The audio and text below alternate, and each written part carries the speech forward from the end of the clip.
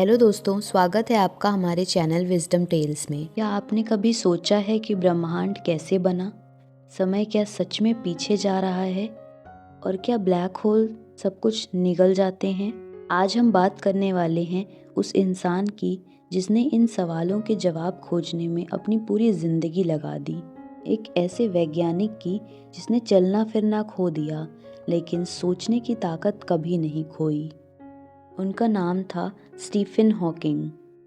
Wheelchair पर बैठे इस व्यक्ति ने पूरी दुनिया को बताया कि ब्रह्मांड सिर्फ रहस्य नहीं है, बल्कि इसे समझा जा सकता है। ब्लैक होल से लेकर बिग बैंग तक उन्होंने विज्ञान को आम इंसान की भाषा में पहुंचाया।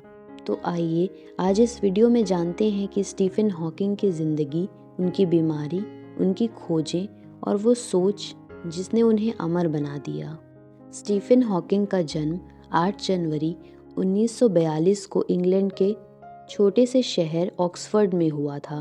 उनका परिवार बहुत अमीर नहीं था, लेकिन किताबों और ज्ञान से भरपूर था। उनके पिता एक डॉक्टर थे और माँ राजनीति और पढ़ाई में रुचि रखती थी। घर में हर तरफ किताबें थीं और छोटे स्टीफन को बचपन से ही सवाल पूछने की आदत थी। स्कूल में वे कोई टॉपर नहीं थे, लेकिन उनके दोस्त उन्हें आइंस्टीन कहकर बुलाते थे, क्योंकि वे मुश्किल से मुश्किल चीज़ों को भी अपने तरीके से समझ लेते थे। डियाँ खोलना, रेडियो के पुर्जे अलग करना और यह जानना अच्छा लगता था कि चीज़ें कैसे काम करती है। हालांकि पढ़ाई में वे शुरू में बहुत गंभीर नहीं थे, लेकिन उनके अंदर एक चीज़ साफ थी, उनकी सोच दूसरों से अलग थी। उनका बचपन सादा था, बिना ज़्यादा सुविधाओं के, लेकिन सवालों से भरा हुआ। और यही सवाल आगे चलकर उन्हें ब्रह्मांड तक ले गए। जैसे जैसे स्टीफन हॉकिंग बड़े होते गए, उनकी सोच भी और गहरी होती चली गई। स्कूल के बाद उन्होंने ऑक्सफोर्ड यूनिवर्सिटी में दाखिला लिया, जहां उन्होंने फिजिक्स पढ़ना शुरू किया और यहीं से उनका ब्रह्मांड से रिश्ता और मजबूत हो गया।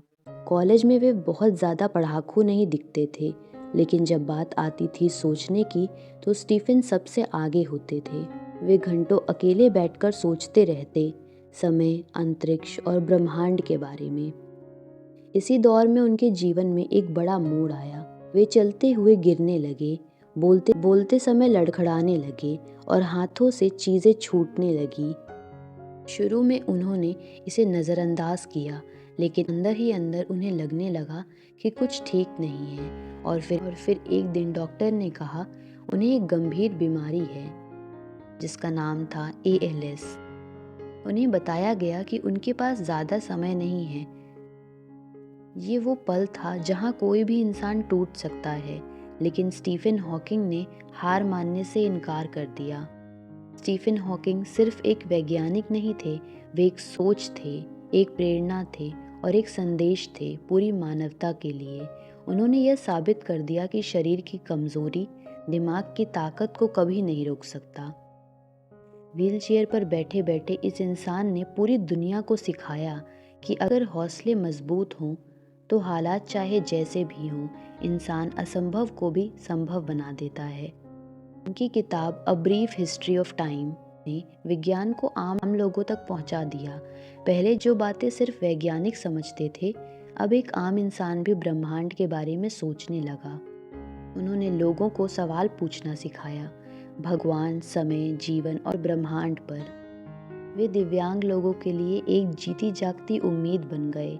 उन्होंने समाज को बताया कि अब आपकी पहचान आपकी बीमारी नहीं है, आपकी पहचान आपकी सोच है।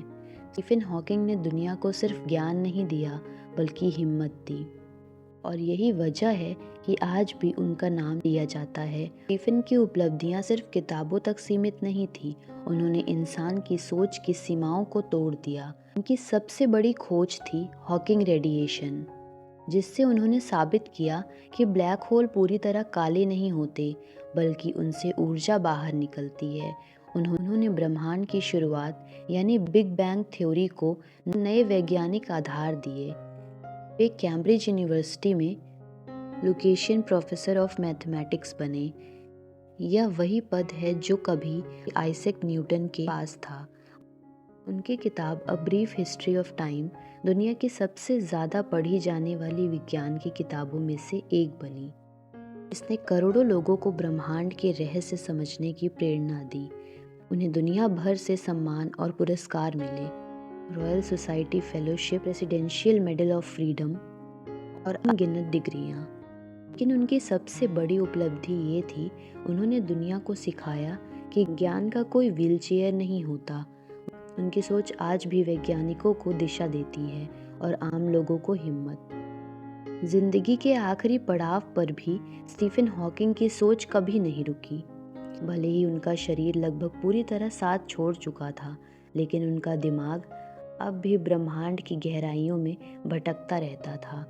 वे आखिरी समय तक लेख लिखते रहे, इंटरव्यू देते रहे और दुनिया को भविष्य के खतरे के बारे में चेतावनी देते रहे, जैसे एआई, युद्ध और जलवायु परिवर्तन। उन्होंने हमेशा कहा, जब तक जीवन है तब तक उम्मीद है।